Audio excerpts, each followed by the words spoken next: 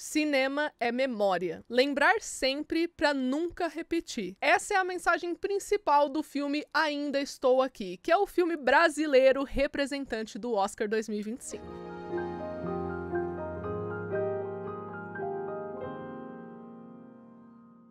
Oi pessoal, sejam bem-vindos a mais um vídeo do Plantão Geek. Eu sou a Miss Walker e hoje trazendo aqui pra vocês um vídeo com spoiler, tá? Então aqui vai ser uma crítica sobre o filme Ainda Estou Aqui, que lançou recentemente nos cinemas. E como eu citei aqui logo no começo do vídeo, né, é o filme brasileiro que está na corrida do Oscar, né? Então isso atraiu a atenção de muita gente. Eu pessoalmente já estava interessada nesse filme antes de saber disso, mas enfim, não interessa.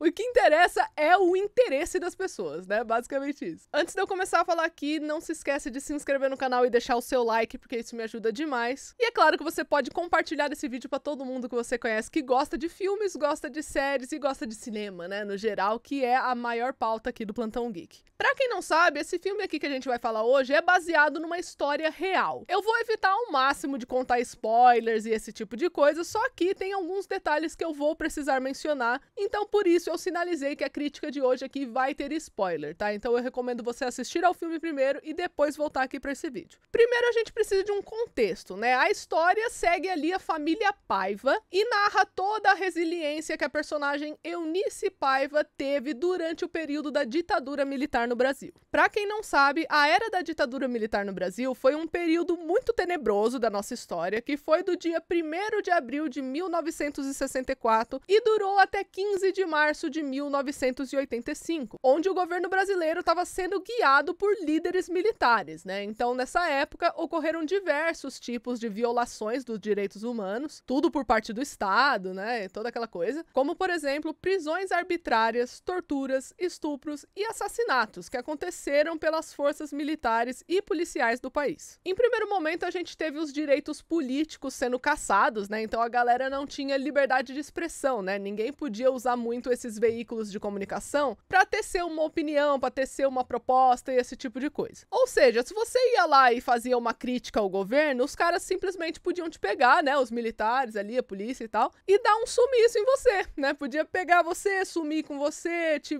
torturar, né, te machucar, enfim, fazer um monte de coisa com você. Dificilmente um advogado ia poder te ajudar, esse tipo de coisa. Então, assim, foi um período muito tenebroso aqui da nossa história. Foram mais de 20 mil pessoas torturadas no Brasil e centenas de pessoas públicas que foram exiladas do próprio país. E é claro, teve quase 500 pessoas mortas ou desaparecidas durante o regime. E tem pessoas entre essa galera aí que não foi encontrada até hoje, gente. E essa é a ambientação por trás de Ainda Estou Aqui, que é esse filme que a gente vai falar hoje. O filme tem o mesmo nome do livro, né, no qual ele é baseado, que é escrito pelo autor Marcelo Rubens Paiva, que é filho do próprio Rubens Paiva, que é o personagem ali do Selton Mello. O personagem do Selton é um ex-deputado que teve a sua candidatura cassada ali e chega a determinado momento, ele desaparece. A partir daí, o filme foca na Eunice Paiva, que é interpretada ali pela Fernanda Torres. E como eu citei anteriormente, tem uma resiliência muito grande, né, por parte dessa mulher, porque ela quer descobrir onde é que tá o marido dela, o que que aconteceu. Por mais que no fundo ela saiba que tem uma chance dela nunca mais ver ele na vida, né, porque como a gente já citou aqui anteriormente também, se os militares sumiam com você, podia ter assim uma grande chance de você nunca mais aparecer mesmo, sabe? Deles te matarem. Então fica naquele mistério, né? O que que aconteceu com o Rubens, né? Como é que a gente vai lidar com esse período da ditadura e esse tipo de coisa. O filme cria uma ambientação perfeita do Rio de Janeiro da década de 70 e tem diversas referências a práticas sociais da época, como por exemplo, tem uma hora que as meninas estão ali na praia e elas estão passando Coca-Cola no corpo pra se bronzear. Isso era uma coisa que realmente acontecia na época, pra quem não sabia. E é claro que a trilha sonora é composta de artistas gigantes da MPB, como Erasmo Carlos, Gal Costa, Caetano Veloso, Tim Maia, Nelson Sargento, entre vários outros. Também merece elogio os momentos que o filme ele faz uma representação de fotografias e filmagens antigas da família, né? No caso da família real ali. Vai estar passando aqui na tela para vocês vários comparativos. Olha só essas fotos que estão sendo mostradas. Realmente eles recriaram com perfeição várias dessas fotografias, tanto a roupa quanto assim as expressões faciais mais, né? Inclusive, no próprio filme vai mostrar algumas dessas fotografias originais, tá? Quando chega ali nos créditos. Assistir esse filme sendo uma pessoa que trabalha com fotografia, sabe? Que curte essa questão da composição visual, é uma experiência à parte. É uma coisa, assim, que eu diria que beira o inesquecível, sabe? É uma coisa que é realmente impressionante. Pra começar, o filme, ele utiliza ali uma filmagem analógica, ou pelo menos simula uma. Pra quem não sabe, filmagem analógica é aquela que usa realmente filmes, né? Sabe aquela coisa de câmera antiga, que se você gravava as coisas utilizando um filme, em vez de ser uma questão digital e tudo mais? Então, eu acho que esse filme gravou analogicamente. Eu não achei informações concretas sobre isso, mas se não está sendo gravado analógico, ele pelo menos está simulando isso. Você percebe que a imagem é propositalmente granulada ali durante os anos 70 e as cores são bem vibrantes para imitar a saturação dos filmes dessa época. Sem falar que tem momentos nesse filme que eles de fato simulam uma filmagem antiga, né? Então a tela fica parecendo que é um rolo de filme, né? Tem uns detalhes do ladinho e esse tipo de coisa. Outra questão interessante, agora num aspecto mais técnico da coisa, é como eles utilizam muito bem as formas geométricas na composição visual desse filme. Caso você nunca tenha ouvido falar disso, por vezes em fotografia, né, no caso aqui cinematografia, porque está sendo aplicado no cinema,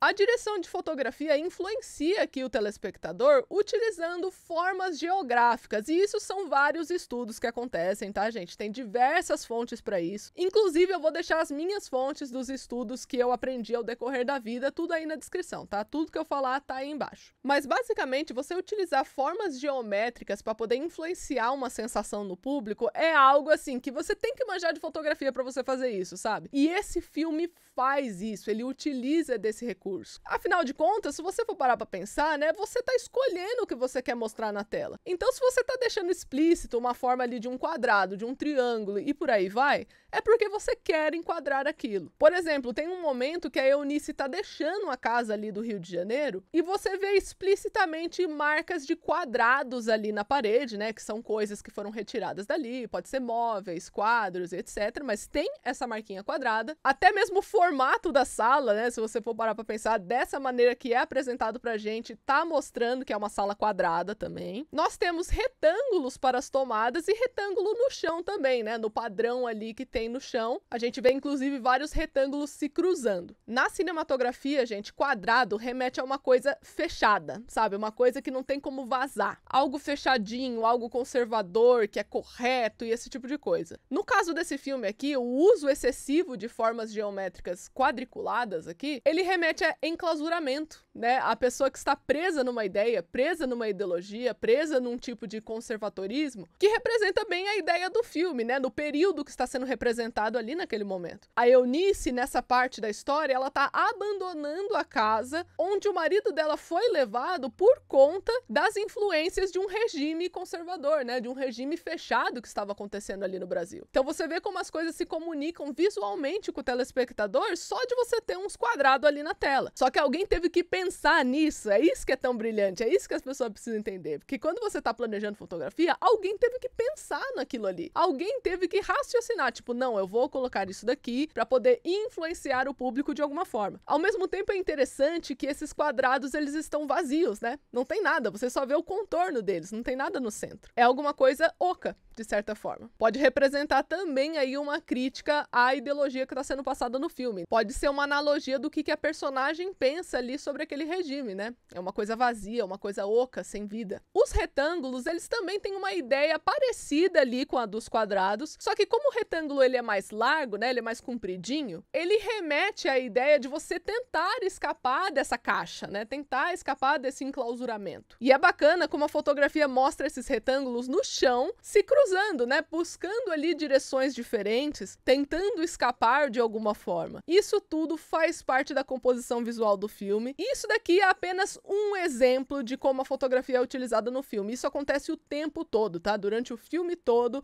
você tem esses pequenos detalhes sendo colocados em tela ali de alguma forma. Essa questão de você buscar uma saída, né? Buscar uma direção diferente que é representada pelos retângulos, é o que a Eunice tá fazendo, né? É o que a protagonista do filme tá fazendo. Ela tá buscando a sobrevivência da própria família. Outro recurso muito espetacular que esse filme utiliza, e ele utiliza muito bem, é uma coisinha chamada sonoplastia do silêncio, que é basicamente utilizar do silêncio para você passar tudo o que você precisa pro público. público. Existe uma cena no filme específica que me deu muito frio na barriga, sabe? Eu fiquei me sentindo muito mal, que é uma cena que a Eunice é levada presa, e aí ela fica lá dentro de uma cela sem ter noção do tempo. E assim, não tem muita sonoplastia nessa cena. Os únicos barulhos que a gente escuta são pessoas sendo torturadas, pessoas gritando, pessoas cantando, sabe? Num estado meio de loucura já. E você só vai escutando aquilo, com a personagem sem ter ali uma noção clara de quanto tempo tá passando. Isso tudo tá utilizando do silêncio, né? Da falta de informação pra justamente trazer uma emoção específica pro público, né? Que seria a angústia, a aflição que até mesmo a própria personagem tá sentindo. E aumenta mais ainda o nosso desespero quando a gente para pra pensar que aquilo ali não é uma obra de ficção, é realidade. Isso aconteceu de verdade. Inclusive, tem uns momentos que a Eunice tá andando assim no meio da galera e você consegue ver desfocado, assim, as pessoas sendo torturadas, grito aqui, grito ali. Você não consegue ver com clareza nada, mas você entende o que tá acontecendo no fundo. A Fernanda Torres, ela reina nesse filme, gente, não tem como. Tem um outro momento que eles utilizam bem o silêncio, que é quando eles chegam na casa da Eunice pra levar o Rubens Paiva e fica um silêncio naquela casa, sabe? Fica uma coisa assim que a câmera vai passeando junto com a Fernanda Torres e você não escuta nem os passos direito da personagem. É uma coisa que só fica aquele silêncio. Todo mundo entendendo o que tá acontecendo e ao mesmo tempo criando ali um clima de tensão muito grande, né? Cheio de sombras cobrindo o rosto dos personagens ali que estão levando Rubens. E mais uma vez, né, em cinematografia isso também tem significado. Quando você utiliza excessivamente sombra no rosto dos personagens, você tá falando que tem alguma intenção escondida ali, o que cabe perfeitamente com a temática ali que tá acontecendo na cena, né? Você tem um grupo ali de policiais, um grupo de pessoas que chegou pro Rubens Paiva e falou,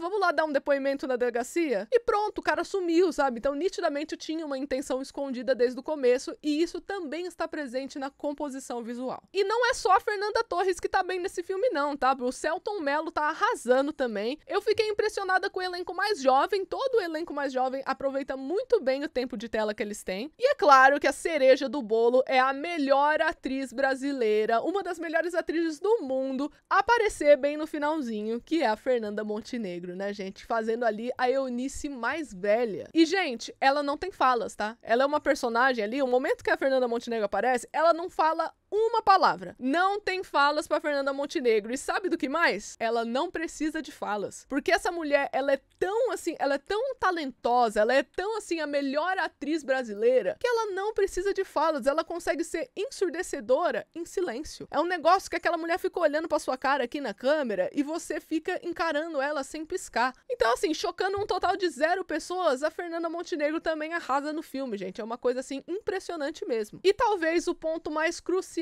desse filme é ele terminar com a família toda da Eunice reunida ali pra bater uma fotografia. Agora eles estão mais velhos, agora a família tá mais extensa e tá todo mundo ali sorrindo pra foto. Esse filme, gente, é uma advertência, eu diria. É pra todo mundo assistir, é pra todos os públicos, né? Apesar de pode ter ali alguns públicos que vão ser contra a esse filme, mas é pra todo mundo assistir e repensar sobre a volta da repreensão, né? É sobre você ver as consequências de um governo regido pelo medo, né? Uma coisa que já aconteceu na nossa história. E a mensagem principal do filme, quando você mostra ali a família toda reunida, maior, com mais pessoas ali presentes, com outras gerações ali presentes, é que não importa o quanto você tente subjugar as pessoas, elas vão sobreviver a você. As pessoas que você vai tentar oprimir na sua vida, né? Que o governo vai tentar oprimir e tudo mais, elas vão virar a fonte ali de várias canções, a fonte de arte, é delas que eles vão se lembrar. E enquanto isso, a história vai te marcar como, assim, uma coisa horrível. Você vai ser insultado, rejeitado, enquanto aqueles que você tentava reprimir e subjugar, todo mundo vai lembrar deles, eles vão ser os heróis do negócio. Porque, no final de tudo, eles ainda estão aqui. É por isso que o nome do filme é genial, né? Essa galera vai ter muitas histórias sendo contadas sobre eles, essa resistência que foi. Pessoas como o Rubens Paiva, como a Eunice Paiva, vão inspirar muitas outras a contar as histórias deles, né? Pra você servir ali de aviso, de advertência, como eu disse antes, ao que